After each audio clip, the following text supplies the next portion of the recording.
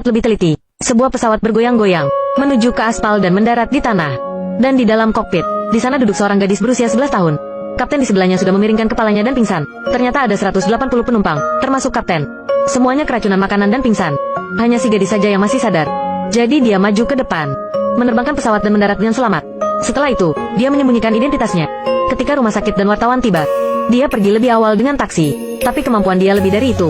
Saat perjalanan ke rumah neneknya, seekor tupai tiba-tiba keluar dari samping jalan. Supir mencoba menghindarinya, menabrak mobil di sampingnya. Gadis itu segera menyeberang jalan, menyelamatkan tupai yang terluka, kemudian masuk ke kursi supir.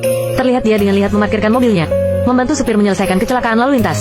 Setelah itu, gadis itu memasukkan tupai ke dalam tasnya. Tiba di rumah nenek, baru saja bertemu. Gadis itu langsung ke depan dan memeluk neneknya erat-erat. Ini adalah pertama kalinya dia melihat neneknya, tapi nenek terlihat sangat canggung.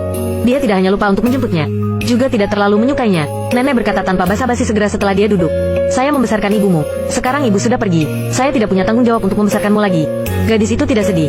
Dia pergi ke kamar ibunya, memberikan perban untuk tupai yang terluka. Mulai dekorasi ulang besar-besaran, memasang lampu dan cat bintang-bintang. Letakkan foto ayah di atas tempat tidur. Di malam hari gadis itu video call dengan ayah-ayahnya.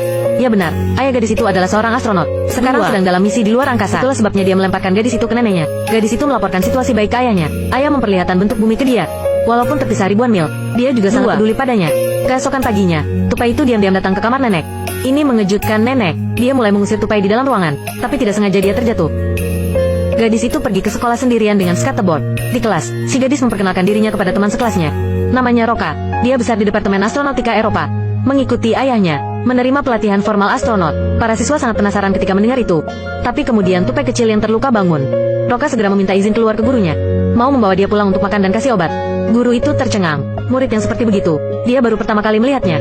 Saat Roka sampai di rumah, menemukan bahwa nenek terluka, perlu rawat inap. Dengan kata lain, Roka akan hidup sendiri. Saat Roka kembali ke sekolah, kepala sekolah segera mendekatinya. Dia sangat tidak senang Roka bolos sekolah, meminta untuk bertemu orang tua atau walinya. Roka bilang, saya adalah waliku sendiri. Kepala sekolah sangat marah. Setelah mengetahui bahwa tidak ada yang mengurus Roka, dia segera melapor ke Komisi Perlindungan Anak. Di lantai bawah, teman perempuan yang sekelas sedang dibully. Roka sangat marah melihat kejadian itu. Kepala sekolah belum selesai berbicara. Dia berjalan lurus keluar. Kepala sekolah sangat marah. Roka bergegas untuk menghentikannya. Tak angka saat pembuat onar sedang berlari, tersandung oleh tas sekolahnya sendiri. Dahinya luka. Untungnya, Roka pernah menerima pelatihan medis. Segera membantu si pembuat onar mengobati lukanya. Saat tim medis tiba dan melihat, lukanya telah diobati dengan sempurna. Ternyata sia-sia datang. San-san, si kepala sekolah terlambat datang. Dia tidak menyalahkan si pembuat onar, malah berbalik tanya Roka. Roka bilang ini adalah tanggung jawab Anda. Kepala sekolah bilang saya hanya bertanggung jawab untuk mengajar. Yang lain saya tidak ada urusan.